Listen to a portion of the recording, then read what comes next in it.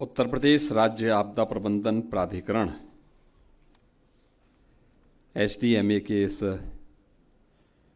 नवनिर्मित भवन के उद्घाटन कार्यक्रम में समारोह में यहाँ पर मेरे साथ उपस्थित प्रदेश सरकार में मंत्रिमंडल के मेरे वरिष्ठ सहयोगी, वित्त एवं संसदीय कार्य मंत्री श्री सुरेश कुमार खन्ना जी, राजस्व विभाग के राज्य मंत्री श्री सुरेंद्र दिलेर जी, लखनऊ के महापौर श्रीमती सुषमा खड़गवाल जी, माननीय विधायक सरोजनी नगर श्री राजेश्वर सिंह जी, एसडीएमए के उपाध्यक्ष लेफ्टिनेंट जनरल योगेंद्र डिमरी जी, पुलिस महानिदेशक उत्तर प्रदेश श्री राजीव कृष्ण जी, उत्तर प्रदेश शासन के सलाहकार श्री अवनीश अवस्थी जी, प्रमुख सचिव श्रीमती अपर्णा यू जी, एसडीएमए के पूर्व VC lieutenant general Shahi ji, DG PAC और एसडीआरएफ श्री आलोक सिंह जी, आज के इस कार्यक्रम में उपस्थित उत्तर प्रदेश राज्य आपदा प्राधिकरण से जुड़े हुए अन्य सभी कार्मिकगण, उत्तर प्रदेश शासन से जुड़े हुए हमारे सभी अधिकारीगण, उपस्थित बहनों और भाइयों, मैं सबसे पहले उत्तर प्रदेश राज्य आपदा प्रबंधन प्राधिकरण के इस नवनिर्मित भवन के उद्घाटन कार्यक्रम के अवसर पर प्राधिकरण को और इस पूरी व्यवस्था के साथ जुड़े हुए जितने भी स्टेक होल्डर्स हैं, इन सबको हृदय से बधाई देता हूं।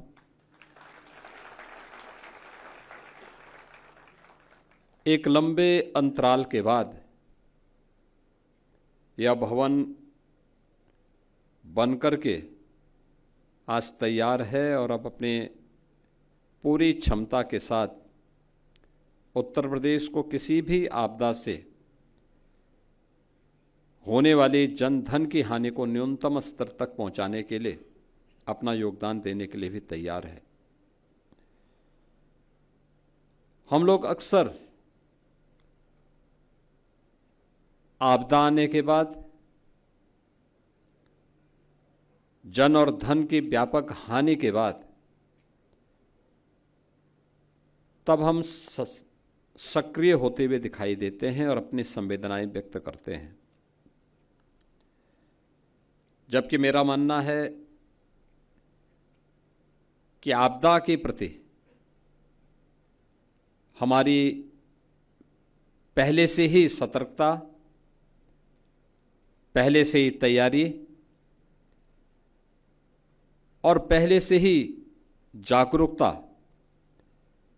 इस जन और धन की हानि को न्यूनतम स्तर तक ला सकती है।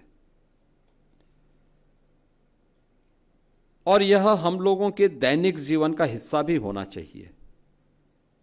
स्कूली पाठ्यक्रम का हो या परिवारों के बीच में भी आपसी संवाद के माध्यम से भी इन सब बातों को बताए जाने की आवश्यकता है।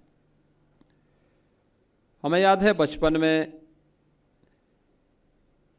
सामान्य स्कूली कार्यक्रमों के माध्यम से भी और परिवारों में भी इस बात की चर्चा होती थी कि आग लग जाए तो क्या करना चाहिए, अर्थक्वेक आ जाए उस समय क्या सावधानी बरतनी चाहिए,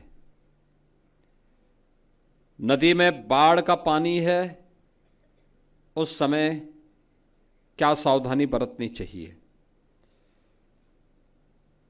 ये सामान्य यानी एक जो घटनाएं हैं, इन घटनाओं में हमारा असामान्य आचरण नुकसान पहुंचाता है, लेकिन जब हम थोड़ी भी उसके प्रति अवेयरनेस पैदा करते हैं, लोगों को बताते हैं, उसके बारे में जानकारी रखने के बारे में, उनकी दिनचर्या का हिस्सा इसको बना दें, तो होने वाली बड़ी बड़ी जनधन हानि को रोका जा सकता है, उसको नियंत्रित किया जा सकता है। लेकिन अक्सर होता है कि हम लोग ये मान के चलते हैं कि घटनाएं तो एक सामान्य प्रक्रिया का हिस्सा है और उसके नज़रअंदाज करने का हमारा जो प्रयास होता है, जो एक प्रवृत्ति होती है। दूसरा, हमें मान के चलते हैं जब कोई व्यक्ति, क्योंकि मैं पिछले 3 वर्षों से लगातार, जब लेफ्टिनेंट जनरल शाही जी भी यहाँ पे थे तब भी मैं कहता था कि हमें ट्रेनिंग पे ध्यान देनी चाहिए। और इस बार हम लोग अभी 45,000 होमगार्ड भर्ती की प्रक्रिया को पूरा कर रहे हैं और मैंने अनिवार्य किया है कि आपदा मित्र जिनको हमने ट्रेनिंग दी है उनको हम प्रायोरिटी देंगे होमगार्ड में भर्ती होने के लिए। लेकिन साथ साथ ये भी अनिवार्य है कि जो होमगार्ड के स्वयंसेवक हैं उनको अनिवार्य रूप से हम लोग आपदा मित्र की ट्रेनिंग भी दें। फर्स्ट रिस्पॉन्डर कौन है, इनकी मॉक ड्रिल के बारे में हमारी क्या तैयारियां हैं, और इसको लेकर के अगर हम उन्हें फैसिलिटी उपलब्ध करा रहे हैं, आज अच्छा मानदेय उनको दे रहे हैं, कैशलेस की 5 लाख रुपए प्रतिवर्ष उन्हें स्वास्थ्य की सुविधा भी उपलब्ध करवा रहे हैं, घटना दुर्घटना होने पर किसी होमगार्ड के स्वयंसेवक को हम लोग लगभग 35 से 40 लाख रुपए की सहायता उसके परिवार के सदस्य को भी उपलब्ध करवाते हैं, और मुख्यमंत्री राहत कोष से 5 लाख रुपए की सहायता अतिरिक्त हम उन्हें उपलब्ध करवाते हैं। यानी इतनी बड़ी राशि इसलिए उपलब्ध करवाते हैं जिससे वह अपनी सेवा का बेहतर उपयोग समाज के लिए कर सकें और समाज को उसके माध्यम से राहत उपलब्ध करवा सकें। फैसिलिटी का मतलब ये नहीं होता है कि हम उसको इतनी फैसिलिटी दे दें कि वह वही उस पर बोझा बन जाए या सिस्टम ही उसको बोझा मानने लग जाए। तो न हम उस पर बोझा बनने दें और न सिस्टम को उसे अपने ऊपर बोझा बनने देना चाहिए। इसके लिए आवश्यक है अवेयरनेस के कार्यक्रम हमारे ऐसे चलने चाहिए जिससे एक सामान्य व्यक्ति को भी अगर कहीं कोई आपदा आती है तो उस आपदा में हम उसको राहत उपलब्ध करवा सकें। और इस दिशा से जो प्रक्रिया प्रारंभ हुई प्रदेश के अंदर, मेरा मानना है एक अच्छी शुरुआत है। हमेशा आपदा नहीं आएगी, लेकिन जब आपदा ना आए, शांति के समय में हम लोगों को स्वयं की ट्रेनिंग पर भी ध्यान देना होगा, लेकिन साथ साथ स्कूल कॉलेजेस में जाकर के अगर हम इसके बारे में भी कुछ लोगों को बता सकें, छात्रों को बता सकें, वहाँ के शिक्षकों को बता सकें, किसी रविवार के दिन जनपद स्तर पर प्रधानाचार्यों के सम्मेलन के माध्यम से भी उनको हम बता करके उन्हें इससे किसी भी आपदा से जुड़े हुए क्या क्या सावधानियां हैं, इन सावधानियों के बारे में अवगत करा सकें, तो मुझे लगता है कि देश की बहुत बड़ी सेवा ये हो सकती है। आपदाएं कई प्रकार की होंगी।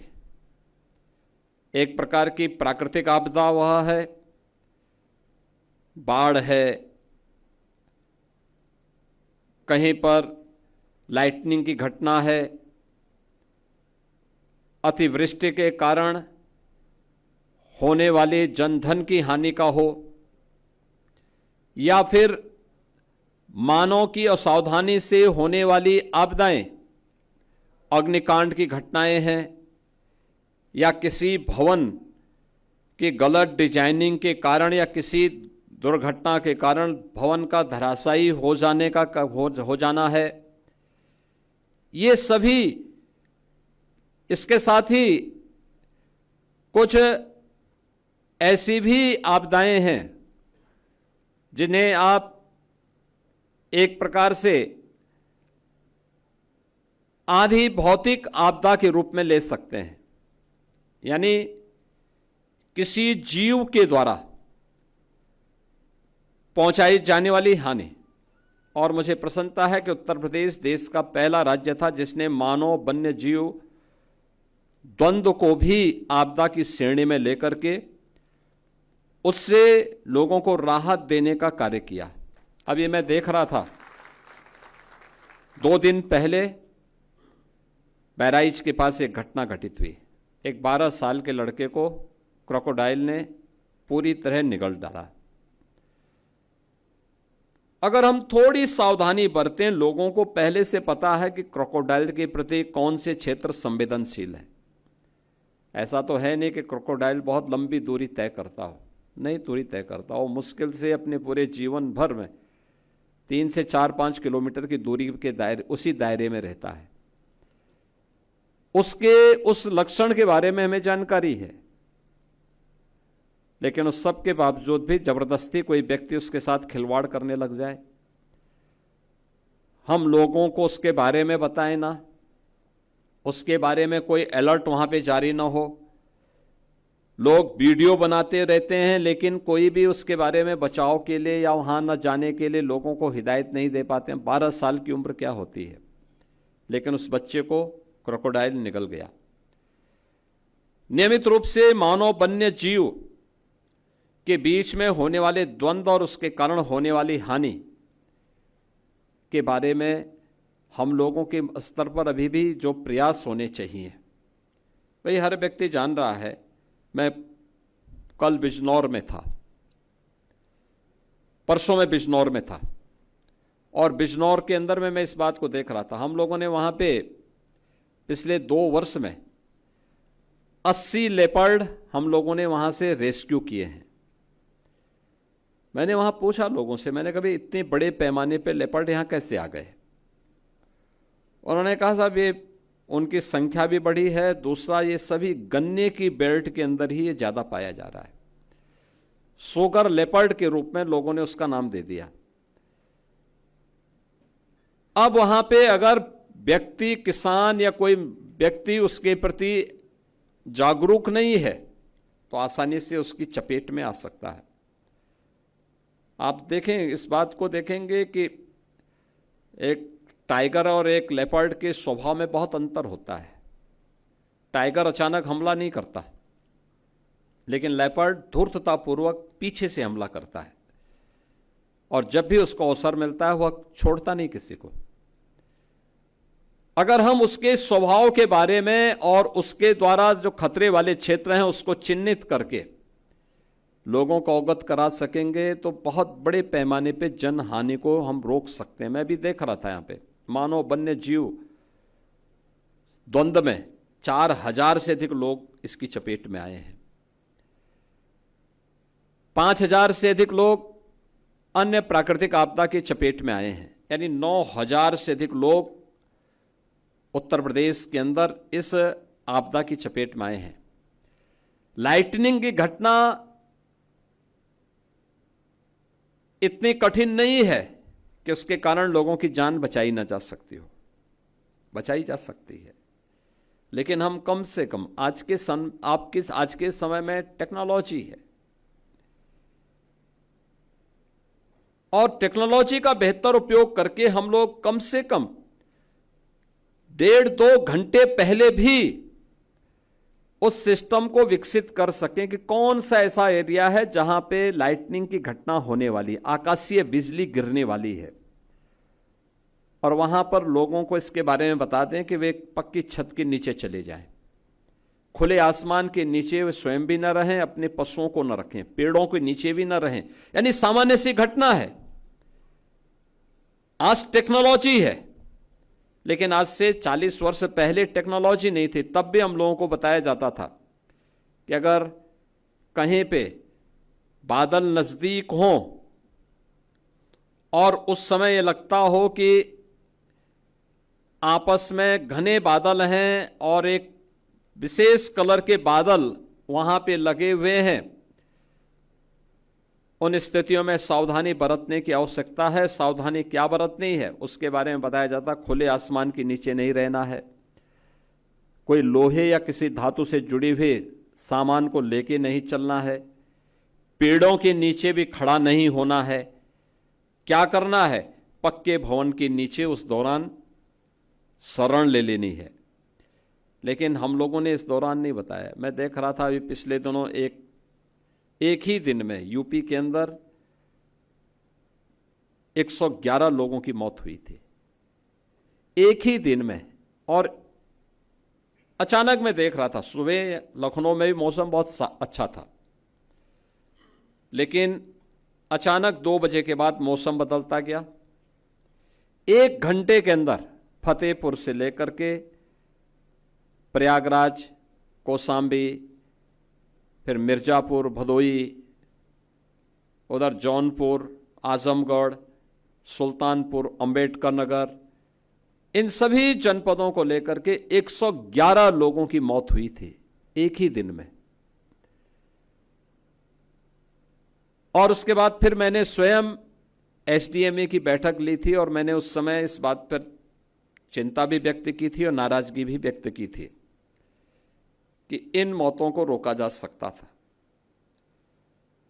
इसको न्यूनतम करने में हम सहायता कर सकते थे। और मैंने उसी दिन कहा था कि हमें अर्ली वार्निंग सिस्टम को प्रभावी बनाना पड़ेगा। मुझे याद है ठीक तीसरे दिन एनडीआरएफ और एसडीआरएफ ने इस प्रक्रिया को आगे बढ़ाया। एनडीएमए और एसडीएमए ने मिलकर के उस पूरी प्रक्रिया को बेहतरीन कोऑर्डिनेशन के साथ आगे बढ़ाया। परिणाम क्या था? सहारनपुर में शिवालिक पहाड़ियों में अचानक रात्रि को बारिश होती है। सहारनपुर में शाकंभरी देवी मंदिर में उस समय एक जागरण का कार्यक्रम चल रहा था, हजारों लोग उस कार्यक्रम में थे और भंडारा का आयोजन भी चल रहा था। अलर्ट आने लग गया, प्रशासन तेजी के साथ दौड़ा और उन्होंने वहां के जितने भी लोग भंडारे कार्यक्रम में और जागरण कार्यक्रम में मौजूद थे उन सबको तत्काल सुरक्षित स्थानों पर पहुंचा दिया। और देखते ही देखते, यानी वहां बारिश कम थी लेकिन शिवालिक पहाड़ियों में ऊपर बारिश हो रही थी, और देखते ही देखते ऊपर से लगभग 4-5 फुट पानी नदियों में तेजी के साथ बहता हुआ गया। अगर वे लोग जागरण के कार्यक्रम को कर रहे होते और भंडारे के आयोजन में सभी लोग रहते, ये मान करके चलिए कि वहां पे सैकड़ों लोगों की जान जा सकती थी। लेकिन अर्ली वार्निंग सिस्टम ने प्रशासन को भी और लोगों को भी चैतन्य किया। हर उस क्षेत्र के मोबाइल फोन घनघनाने लग गए, यानी जो ऑफ थे उनमें भी अलर्ट आने लग गया। और परिणाम क्या था? इतनी बड़ी जनधन की हानि, केवल 2 लोगों की दुर्भाग्यपूर्ण मौत हुई। 2 डेड बॉडी वहां मिली। एक वह महिला थी जो पानी आने के बाद केवल पैर से, यानी एक तख्ते में बैठ के पैर से वो पानी नापने लग गई, देखते हो कितनी गहरा है। तो पानी का बहाव, तो पहाड़ से जब पानी आता बहुत तेजी के साथ उसकी फोर्स होती है, उसमें करंट होती है। एक उसकी चपेट में आए और एक अन्य, ये 2 लोग उसकी चपेट में आए थे। यानी हम टेक्नोलॉजी का उपयोग करके भी इसका हम बेहतरीन रूप से बचाव के कार्यक्रम के साथ जुड़ सकते हैं।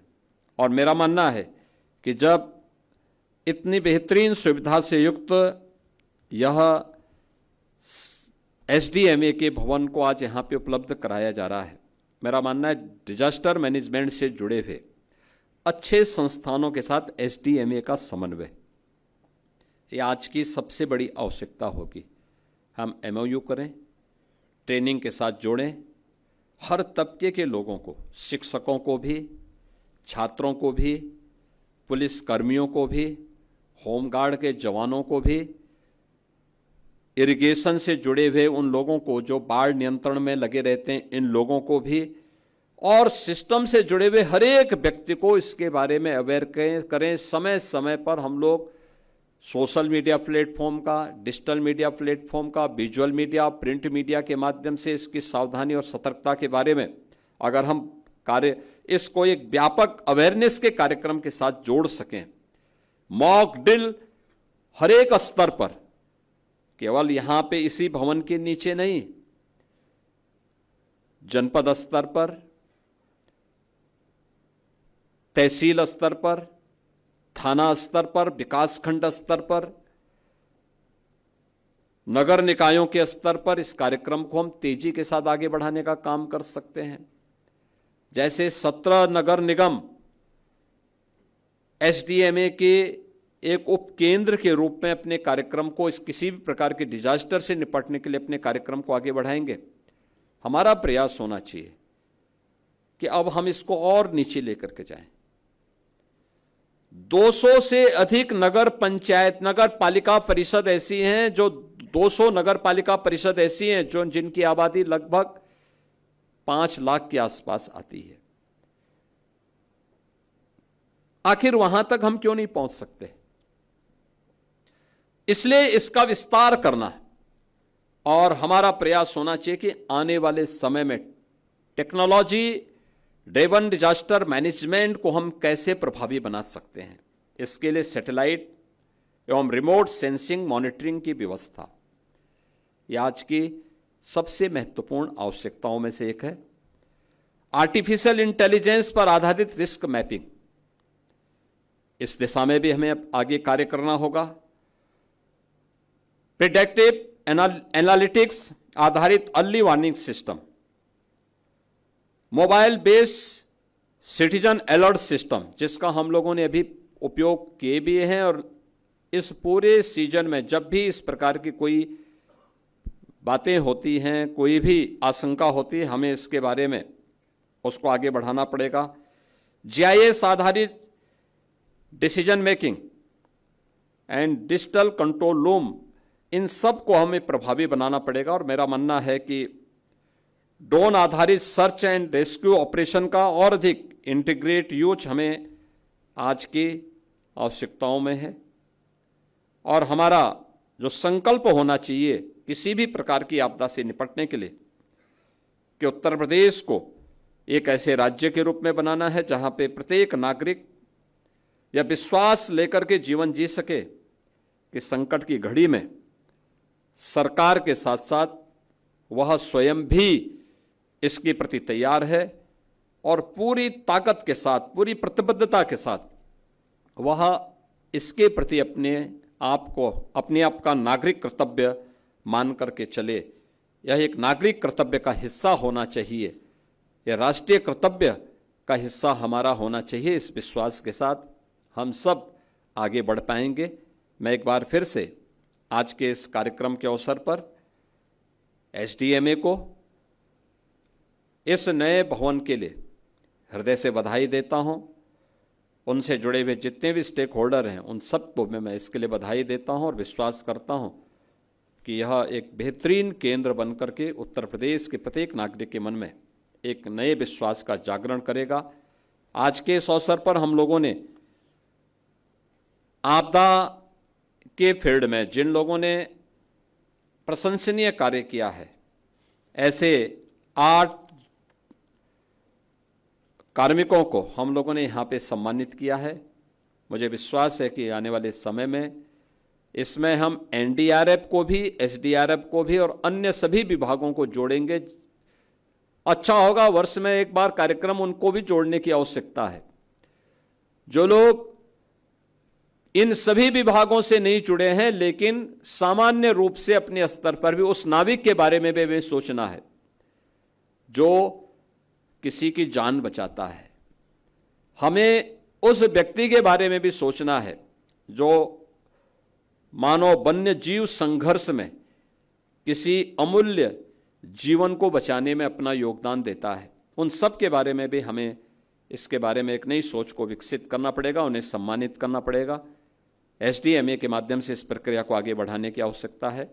और मेरा मानना है कि आपदा प्रबंधन के लिए आज के दिन पे धनराशि की कमी नहीं, बल्कि उसके उचित नियोजन की दिशा में किए जाने वाले प्रयासों को उसी एक नियत के साथ हमें प्रभावी ढंग से लागू करना चाहिए। मैं इस अवसर पर एक बार फिर से एसडीएमए के इस भवन के लिए आप सभी को, पूरे प्रदेशवासियों को हृदय से बधाई देता हूं। धन्यवाद। जय हिंद। बहुत बहुत धन्यवाद माननीय, आपके प्रेरणादायी बहुमूल्य मार्गदर्शन के लिए। और अब मैं अतिथियों के प्रति आभार व्यक्त करने के लिए आमंत्रित कर रही हूं राहत आयुक्त एवं अपर मुख्य कार्यपालक अधिकारी डॉक्टर ऋषिकेश भास्कर यशोद जी को।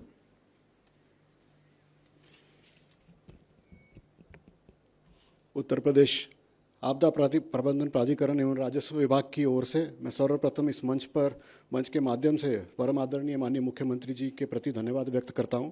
महोदय, आपके निरंतर मार्गदर्शन और दूरदृष्टि के कारण ही 2011 से स्थापित इस प्राधिकरण को अपना स्थायी अस्तित्व प्राप्त हो सका है। आपदा प्रबंधन के क्षेत्र में उत्तर प्रदेश राज्य को अग्रणी श्रेणी में लाने हेतु इस नवीनतम भवन एवं सुविधाओं का महत्वपूर्ण योगदान होगा, ये मुझे विश्वास है। मैं मंच पर उपस्थित माननीय वित्त मंत्री जी व माननीय राज्य मंत्री जी का आभारी हूँ, जिन्होंने इस योजना के प्रति सदैव ही अपना समर्थन जताया है। माननीय महापौर महोदया, माननीय विधायक सरोजनी नगर एवं पुलिस महानिदेशक महोदय के गरिमामय उपस्थिति हेतु विभाग आपका आभारी रहेगा। प्राधिकरण के प्रति सदैव सकारात्मक दृष्टिकोण एवं समय समय पर मार्गदर्शन देने के लिए माननीय मुख्यमंत्री जी के सलाहकार श्री अवनीश अवस्थी सर का प्रति मैं विशेष धन्यवाद व्यक्त करता हूँ। प्रमुख सचिव राजस्व एवं उपाध्यक्ष प्राधिकरण महोदय के प्रति आभार व्यक्त करता हूं, जिनके सतत प्रयास से ही यह भवन आज पूर्ण रूप प्राप्त कर सका है। इस सभागार में उपस्थित सभी सम्मानित अधिकारीगण, जनपदों से आए हुए हमारे आपदा विशेषज्ञ, विभिन्न दलों के बहादुर जवान एवं मीडिया के साथियों को मनपूर्वक आभार समर्पित है। अंततः एसडीएमए एवं राहत आयुक्त कार्यालय के सभी कर्मठ पदाधिकारियों का भी धन्यवाद है, जिन्होंने दिन रात मेहनत कर इस कार्यक्रम की तैयारी की गई है। इसी के साथ कार्यक्रम के मुख्य अतिथि के अनुमति से मैं अपना धन्यवाद ज्ञापन समाप्त करता हूं।